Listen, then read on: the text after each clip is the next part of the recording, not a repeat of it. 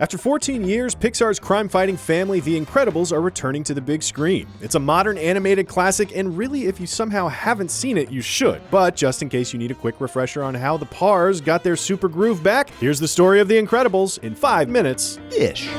Once upon a time, superheroes were at the top of their game. Caped Crusaders— No capes!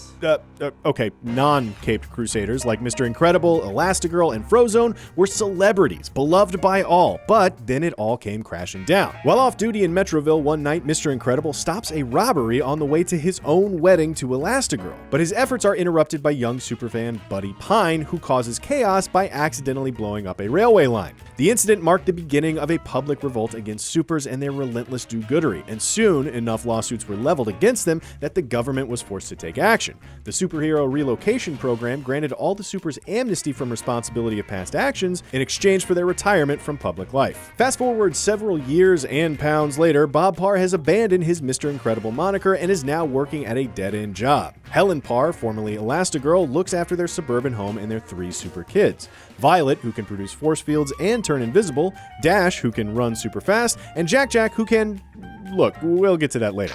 While their life is comfortable, all of them are struggling with keeping their superpowers a secret, and Bob blows off steam by secretly moonlighting as a vigilante with his old buddy Frozone. Tension escalates in the family when Helen catches Bob returning from one of his adventures. Bob argues they should be allowed to exercise their powers to a degree despite the law, and Helen argues that family is more important. Her message doesn't fly with Bob, who gets fired after sending his boss through a few walls. However, his day is salvaged by a message from a mysterious woman named Mirage.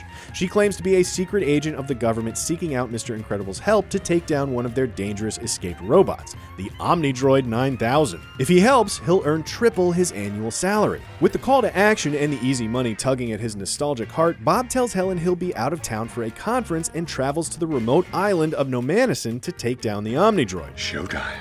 A highly adaptable learning robot who he eventually tricks into ripping out his own power source. On a high from stepping into Mr. Incredible's teeny tiny black boots again, Bob begins working out. With designs on a complete makeover, Bob visits superhero costume designer Edna Mode, who redesigns his costume with no cape. Because, as Edna points out, capes get supers killed, which is a brilliant moment of foreshadowing. Mirage sends Bob on another assignment on Nomanison, and before long, he's dragged into a fight with a new, more adaptable Omnidroid. Seconds from death, Pixar's most irritating villain, Syndrome, reveals himself to Mr. Incredible as the robot's creator. Turns out Buddy Pine really never got over being told, "Fly home, buddy. I work alone." And after sparring with Syndrome, Mr. Incredible plunges into a river. Syndrome believes Bob is eliminated, but he survives and goes on to infiltrate the self-styled supervillain's base, learning that Syndrome intends to unleash his ultimate Omnidroid on Metroville. Meanwhile, Helen notices Bob's old costume has had some work done. Knowing only one person he would trust to take a needle and thread to it, she meets up with Edna, who reveals she's designed costumes for the whole family. Helen also learns Bob got fired 2 months ago, and thanks to a device Edna gives her that displays where her family is at all times, she learns his whereabouts. Oh yeah, and then Bob gets captured by these gross blob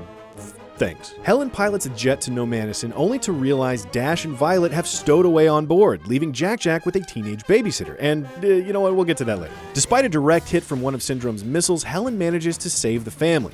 Once on land, Helen leaves to look for Bob, while the kids accidentally trigger an alarm and have to run for their lives. Mirage finally comes to her senses about Syndrome's jilted fanboy psychosis and frees Bob just as Helen arrives on the scene. They flee, reunite with their kids, and beat up a whole lot of Syndrome's goons before he captures them. Syndrome reveals his plan is to unleash the powerful Omnidroid on Metroville before swooping in to trick the citizens into thinking he's saving the day, cementing himself as the city's ultimate superhero. It's a really dumb plan, as Syndrome soon finds out when his machine keeps learning and quickly outsmarts him. Meanwhile, the Parr family escape with a little help from Mirage and hurry to Metroville to deal with the Omnidroid. Alongside Frozone, they realize that Syndrome's wrist remote controls the robot and sends one of its dismembered claws through its power cord, destroying it. Victory! Or is it? After some frenzied voicemails from the babysitter, the family arrive home to discover Syndrome attempting to kidnap Jack.